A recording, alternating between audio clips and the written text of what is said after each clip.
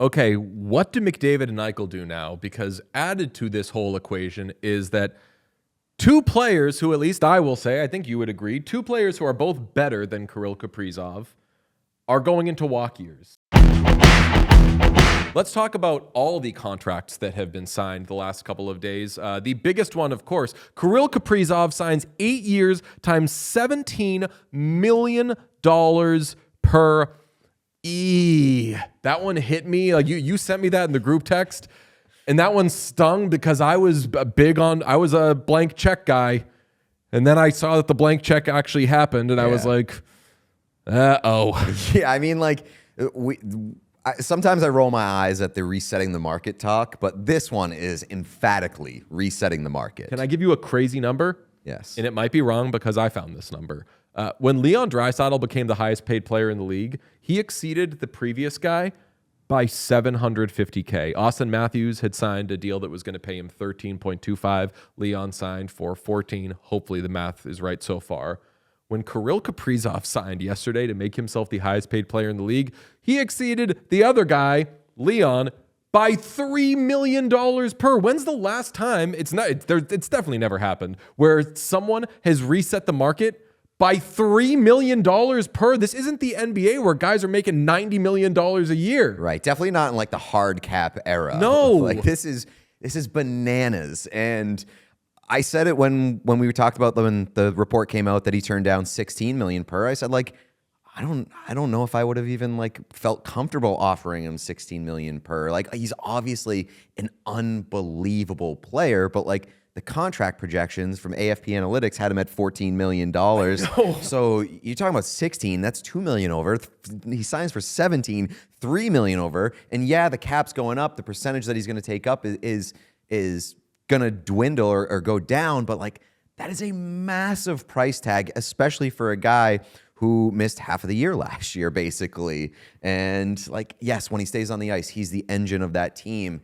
And ultimately, I kind of like surprisingly end up more on your side of the street when you say like they just had to do it. They have to. They had to do it. And like he strong-armed them and leveraged his position as well as he possibly could have to put the money in his pocket.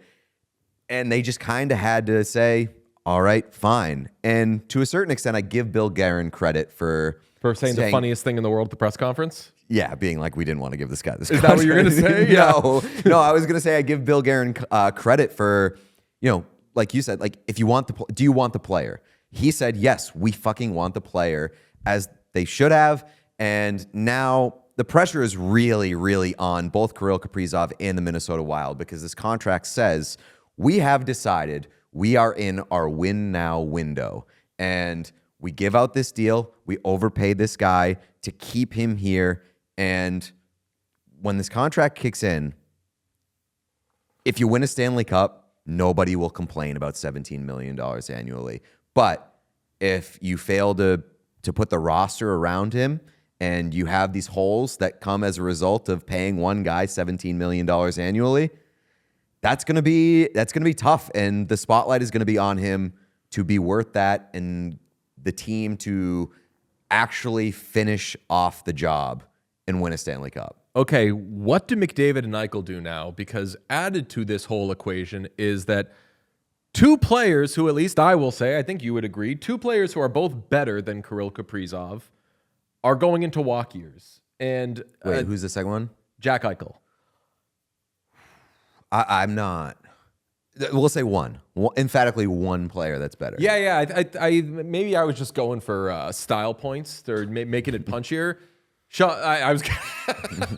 Don't it's not even a Jack Eichel thing. It's like I feel like, and people were reminded last year, but like once Kirill Kaprizov started going off at the beginning of last year, people were acting like it was coming out of nowhere. Yes, like Kirill Kaprizov 2 years prior was like a 100-point player. He's fucking awesome. So. It also, like, look no further than last year at how important Kirill Kaprizov is to the Minnesota Wild. Yeah, I mean, if we're talking like MVP shit. Then when he wasn't playing, they were a completely different team. He comes back at the end of the year. They looked awesome. They went from a President's Trophy team to being a wild card team. And the reason they were a wild card team was because their MVP gave them a President's Trophy like lead up so they could drop off. Were they the wild card? Were they were third in the division or a wild card? No, they played Vegas in the first round, so they had to have been wild card. Yeah. Very good job, DJ. Yeah. Okay, two great players who are, we'll say two players who are in their mid-ish to late 20s, one of whom is clearly better than Kaprizov, the other of whom is more accomplished than Kirill Kaprizov, are both going into walk years. Granted, not all situations are the same. Shout out that book that Elliot Friedman always references from The Basketball Agent, where he says a good agent will remind a team, that's that guy's situation. Mm-hmm. This is our situation. For example, Eichel's situation in Vegas, much different than Kaprizov. Eichel has made a lot of money in his career. He's also playing in Nevada. No state income tax, so he doesn't need to make as much money. Connor McDavid, I don't think anyone has thought would go for top dollar, but I've been seeing a ton of, well, can McDavid take less than 17 now? I'll ask you that. Not if you ask the PA, I'll tell you that. Yeah, no, like, so that's the thing. It's like, I will not say that there's a non-zero chance that Connor McDavid takes less than $17 million in Edmonton. Yes. Because, like, he can position it as, like, we are trying to win a Stanley Cup. I'm prioritizing that.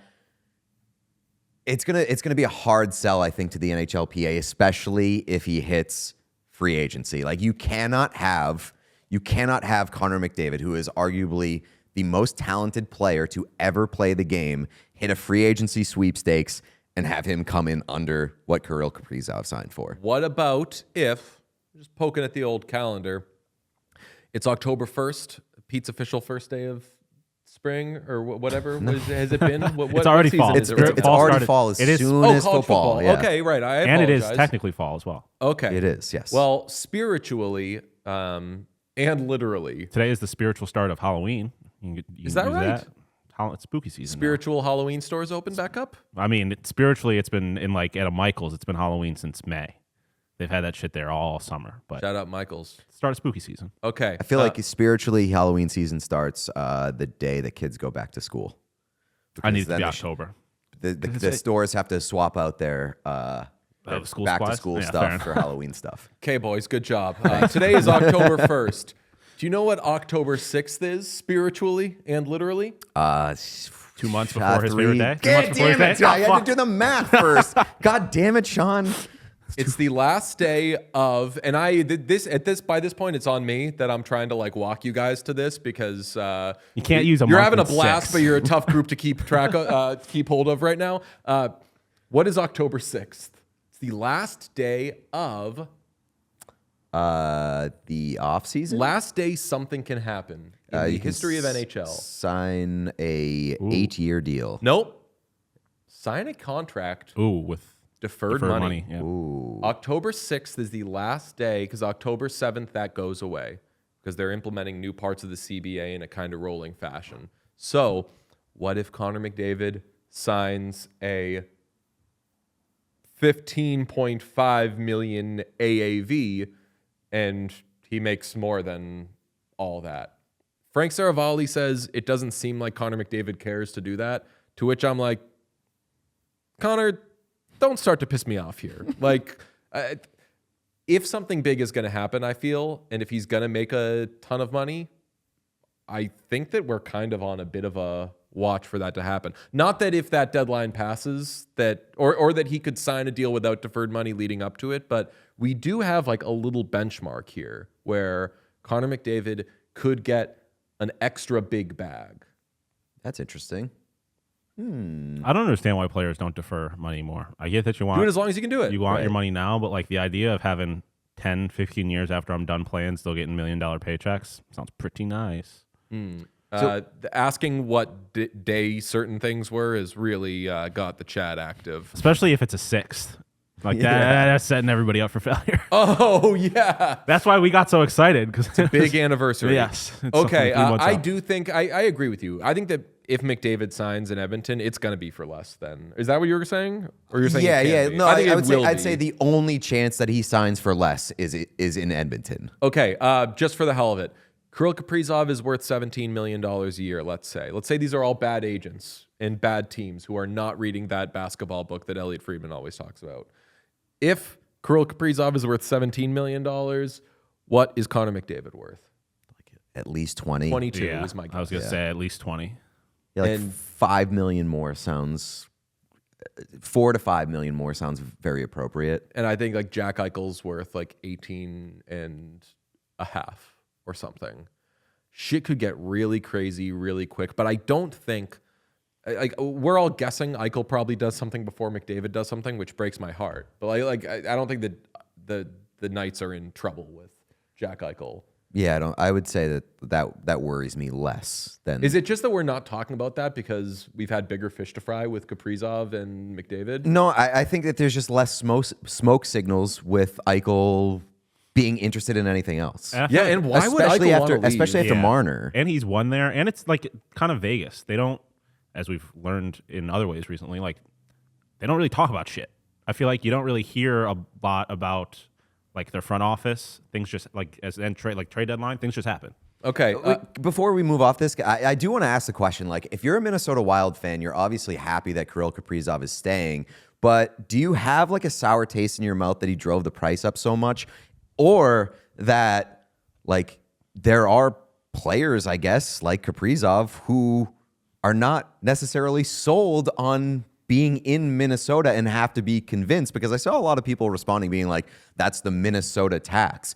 And my thought, was actually, yeah, that was, I texted you back. I said $3 million Minnesota tax, yeesh. You're not the only person. Yeah. So, like, that is a prevailing sentiment here.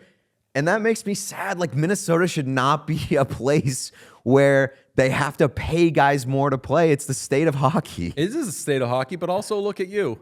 I could dig up some. I couldn't dig up the text messages because they'd be more incriminating for me than they'd be for you. But it's the things we've said that, about like, that Minnesota team sucks or like it's a bad hockey market. It's I'm so frustrated with the Minnesota Wild because they're not putting together a product that is appropriately representing Minnesota's place in the hockey world. Okay, so I will clarify. I believe I did phrase it Minnesota Wild tax because I agree with you. Like, it doesn't seem like it's a Minnesota problem. Yeah. Like, when you talk about, oh, well, I don't know if guys want to play there, or whatever. Like, you're a hockey player? Minnesota's a fucking hockey place. Yeah. Like, that's, even if you're not from Minnesota, you kind of grew up in Minnesota. Right. Like, it's what? One of the 2 or 3 biggest hockey cities in America? Cold as shit, and everyone plays hockey. Yeah. Cool. I do wonder sometimes for, like, especially like Russians, if they get over here and they like the comfort of something like that, or if they're just like, do you mean they have fucking New York City here? Yeah, they're like, I thought I was going to the States. Yeah, exactly. Well, I mean, like, I think it's a case by case that's basis. what I'm saying. Like, Mikhail Sergachev fucking loves Utah. Like, he loves his chickens, right? So, like, I always wonder with players that are coming from like a very different culture, or not. I don't want to say very different culture, but it's not like they're coming from Sweden. Like, how much the adjustment, what side of it they like, I guess. We all silly like the mayor.